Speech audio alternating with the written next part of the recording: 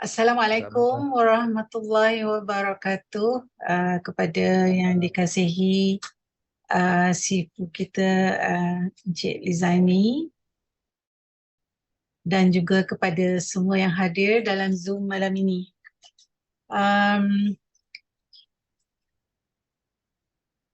Nama saya Zahria Osman, umur saya 64 tahun, dan saya tinggal di Subanjaya.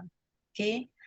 Malam ni saya nak berkongsi pengalaman saya selama 27 tahun dah sebagai seorang yang mengalami masalah kesihatan berkaitan dengan batu karang.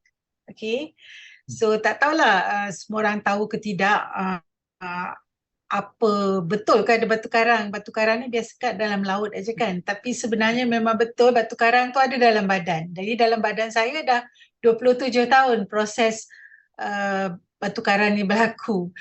Jadi antara masalah yang saya alami ketika mengalami batu karang ni ialah selalunya apabila selepas puasa, iaitu dikala kita kurang minum air, masa itulah selalunya penyakit batu karang ini akan menyerang ya.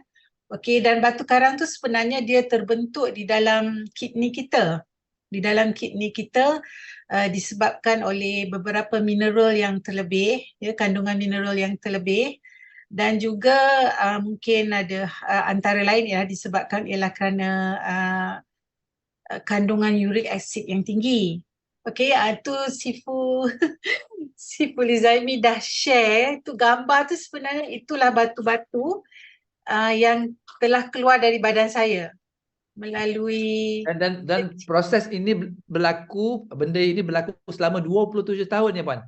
27 tahun, tapi dia bukanlah setiap tahun, tapi like, tapi regularly lah, kadang-kadang dalam setahun tu 2 kali, macam tu. Hmm.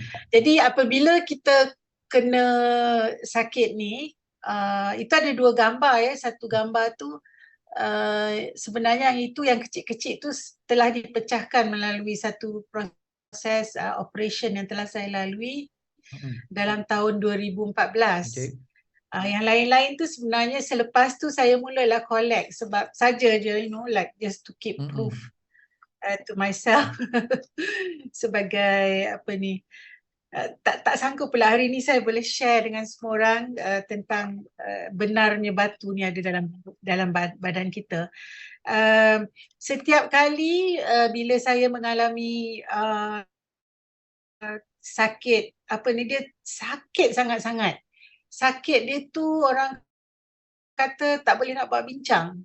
Dia tak boleh melebihi daripada sebagai seorang perempuan, saya dah melahirkan anak 5 kali, dia lebih sakit daripada tu. So dia bila dia berlaku tu selalunya pagi-pagi, macam pukul 2 pagi, tengah orang tidur kan, macam tu.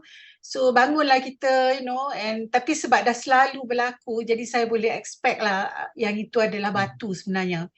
Jadi bila terjadi benda tu, saya akan pergi ke emergency lah, minta lah painkiller yang paling kuat, like Voltaren, ataupun lepas tu dia bagi itu. Lepas tu kadang-kadang batu tu keluar sendiri.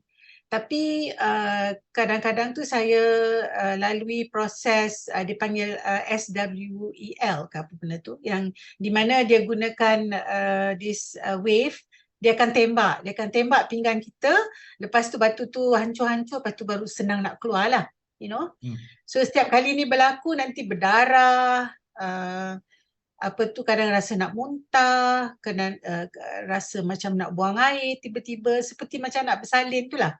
Tapi saya kira macam dah redha lah hidup macam ni.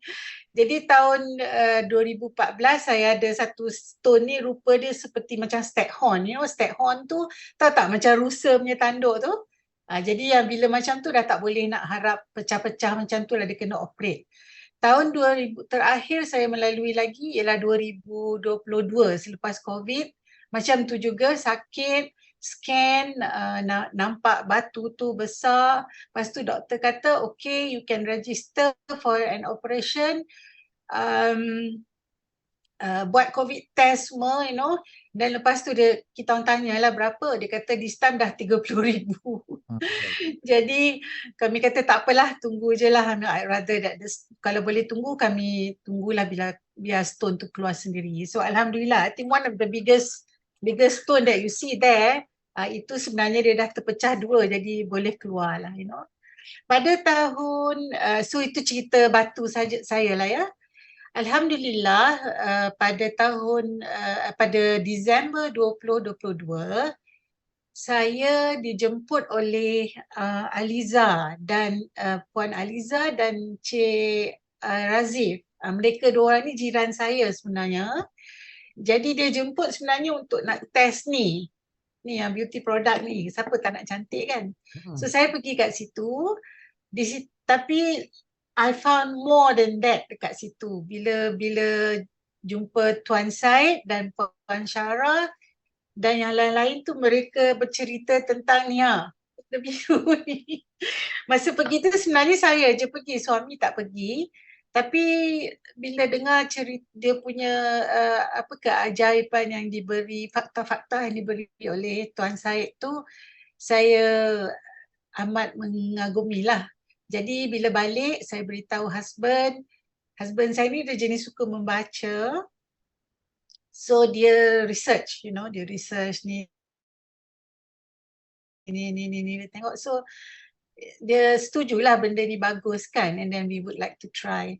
Tapi dalam pada kesibukan tu tak sempat Disember tu buat, cuma Februari baru saya mula.